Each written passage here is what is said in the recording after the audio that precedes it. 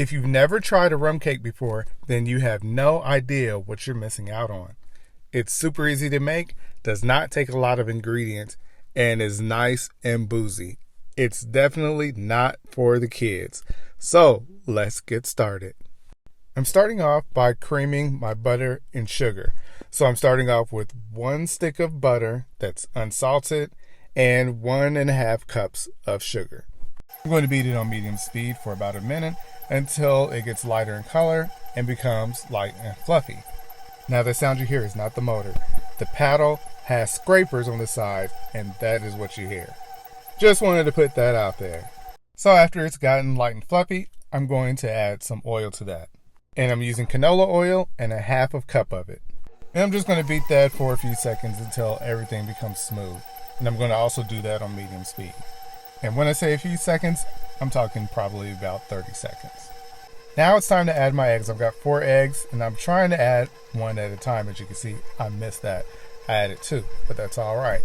I'm going to add the rest 1 at a time, making sure that I blend each one before adding the next. Now the eggs are going to give the cake some structure, which we're definitely going to need for when we add that rum glaze. So I've gotten all of my eggs added. It's time to add in some vanilla. So I'm adding in 1 teaspoon of vanilla extract. And I'm just going to mix that until it's blended, and then I'm going to start to add in my dry ingredient mix. And I'm going to do that in 1/3. So for my dry ingredients, I've got 2 cups of cake flour, 3 teaspoons of baking powder, 1 teaspoon of salt. And I mix those together before I add them, and I'm sifting them as well. So I'm adding them in thirds because I'm going to add in 1/3 of the dry mix. Then I'm going to add in some milk and 1/2 of the milk, which I'm going to add in 1/2 cup of milk. So the first half of that milk will be 1/4 cup. Then after I've added in my 1/4 cup of milk, I add in the other third of my dry ingredient mix. And while I'm alternating, I want to make sure that I'm getting each one blended in before I move on to the next step. So I want all of that flour to be absorbed before I add in more liquid. And I want to make sure all of the liquid has been absorbed before I add in more dry ingredients. So after I add in the last of the milk, I add in my last of the dry ingredients. After I've got my dry ingredients mixed in and well blended, I'm then going to add in my rum, which I'm going to add 1/2 cup of dark rum. I'm just going to mix that in until that's well blended. Just going to take a few seconds for that to happen. Then I'm going to start to add in some walnuts. Now you don't have to do this. A lot of recipes don't have walnuts added, but I love walnuts, so I'm going to add them into the cake batter. Typically, if you see nuts added, you see them put onto the bottom of the pan, and I just want to put them in both. So I'm coating them with some flour just so that they don't sink to the bottom of the pan. This is really going to help them to stay in the cake throughout baking. Now after I've got the walnuts added, I'm just going to mix them for a few seconds. And I don't want to over mix because I don't want the batter to become tough, which can happen when you over mix. Now the cake is ready for the pan. So I'm going to spray it down with some cake release, and I typically use Wilson because I think it works pretty well for releasing cakes. And I spray the bottom just a little bit more than I do the sides because I don't want to have a tough time getting this out. So like I said before, I'm adding in some walnuts to the bottom. And if you don't like walnuts, if you don't like nuts at all, you really don't have to add them. But I like them, and I like a lot of them, so I'm just adding them into this. The amount of walnuts that I'm using for the bottom is I'm using 1 cup. Make sure the walnuts are chopped or whatever nuts that you're going to use and not whole or halves because they will be a little too big. So you just want to make sure that they're chopped. Now it's about time for this cake to go into the oven. I'm going to bake it at 325 degrees for about 45 to 50 minutes. I'm just going to watch it to make sure that it doesn't overcook. So at about 45 minutes, I'm going to take my toothpick and insert it to see where we are. So after the cake is done, this is what it looks like. And I'm just going to let it rest for a bit while I make my rum butter glaze. Now this rum butter glaze is going to be a soaking glaze and not one that's going to rest on top of the cake. I like this a whole lot better than actually letting it sit on top of the cake because it soaks in and it's going to get all of that good rum flavor. It's going to be absolutely amazing. Now for the glaze, I'm using 1 stick of butter, 1 cup of sugar, 1/2 cup of rum, and 1 teaspoon of vanilla. That's what I'll be using. Unsalted butter, by the way.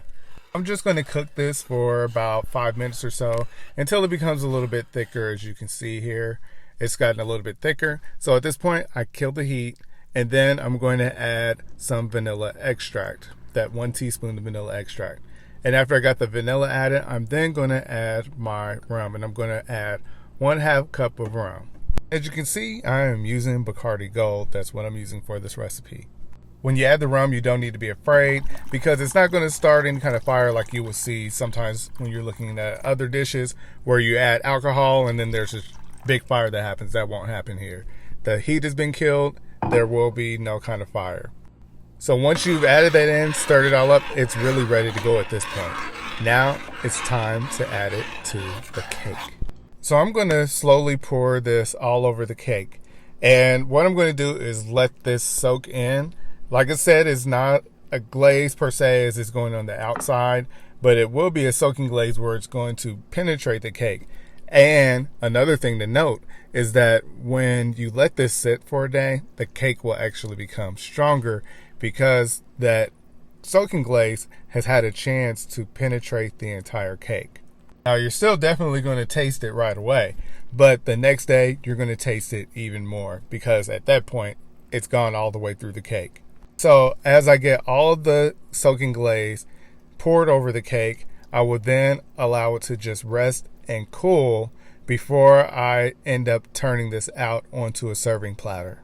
Now that the cake is cooled, it's time to try to get this out of the pan. So what I'm doing is I'm just going around the edges with a knife and just doing a little lift around each part to try to make sure that I get this out as easily as possible without any of the bottom falling apart. Can't guarantee it, but this is one of the better ways to try to do it. Also, with that cake spray, it's really going to help with releasing the cake. But I still want to do this just to make sure that I'm getting the cake released as easily as possible. So you see that I've done the outside, and now I'm going to do around where the tube is.